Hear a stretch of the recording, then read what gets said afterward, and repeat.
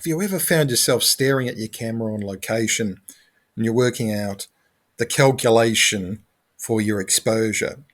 Maybe you're wondering, if I change my aperture from a f5.6 to an f22, what does it do to my shutter speed? What shutter speed am I now on?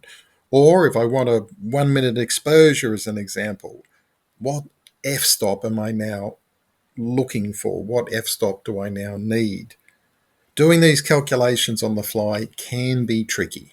In this video, I'll show you exactly how to balance out those aperture and shutter speeds for long exposures. Plus, I'll share my free cheat sheet that makes these calculations super quick and easy. Long exposure photography lets you create some stunning effects like smooth water, smooths it all out, or streaking clouds, but it all comes down to balancing your settings. The slower the shutter speed, the more light that hits the sensor. So as you change your shutter speed, you have to adjust the aperture to keep the exposure balanced. But how do you know exactly how much to adjust? What's the calculation? The key to perfect exposure is just understanding the simple rule. For every full stop, for every one stop that you adjust your aperture, you're either doubling or you're halving your shutter speed. So, for example, if you start with an exposure of 8 seconds at 5.6 and you want to narrow that aperture to f8, you'll need to double the shutter speed to 16 seconds to keep the exposure the same, to keep it balanced. And of course, the same works in reverse. If you open up that aperture to f4, you'll need to halve the shutter speed to 4 seconds. I've put it on a free download for you. If you want that, go to in the description. I'll include the link for this, and there's some other things on the cheat sheet as well. But if you have a look at this is your reference point. So I gave the example of the 5, 6, 8 seconds. So with this chart, we know that if I want to come down to a 2-second exposure, I'm at f2.8. If I'm at f16, I want greater, say I wanted extra depth of field more than the f5.6 and I wanted f16, it's a 64-second exposure. Now, take note that the vast majority of DSLR cameras, mirrorless cameras, to do an exposure beyond 30 seconds, you need to put it over to the bulb, to the B setting, for you to be able to do exposures greater than 30 seconds.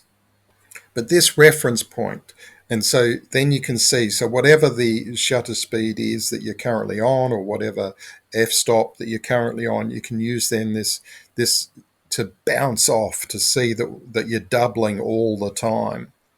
In this chart, we were starting off with a 30-second exposure at f22, and say this time I didn't want that extra depth of field, that I wanted to have the foreground slightly blurred out. So to say I'm talking f4 or even f2.8, I'm at a quarter of a second or an eighth of a second.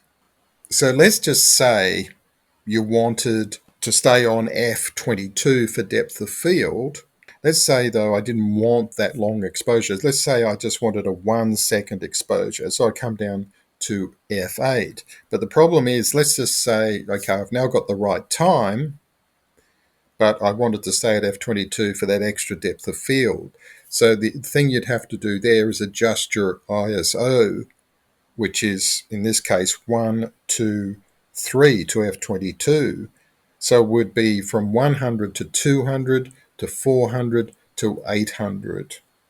We'd be at a 800 ISO because we need those extra 3 stops.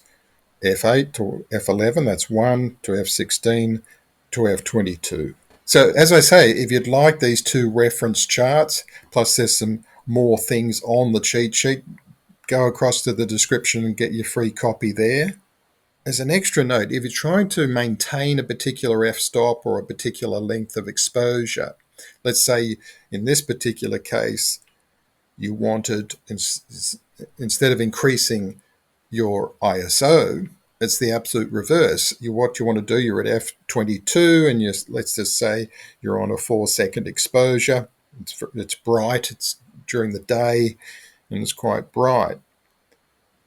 What you need to do there is get a neutral density filter, and which come in different strengths, and that lowers the light level, which allows you then to have that keep your f-stop and reduce the length of time that your shutter is open, which gives you those amazing long exposure effects. So remember, for every full one stop, whether it's a full on your apertures from say f11 to f16, or if you're doing exposures from 4 seconds to 8 seconds, you're either doubling or halving your shutter speed to keep it balanced. So whatever you do with one, you need to do the opposite with the other.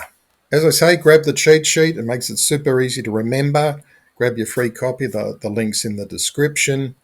Also, if you'd like to learn more about long exposure photography, do check out my Winter Seascapes course, where I take you behind the scenes with me on location, as well as doing the editing of the coastal shots. Hope you've enjoyed this video.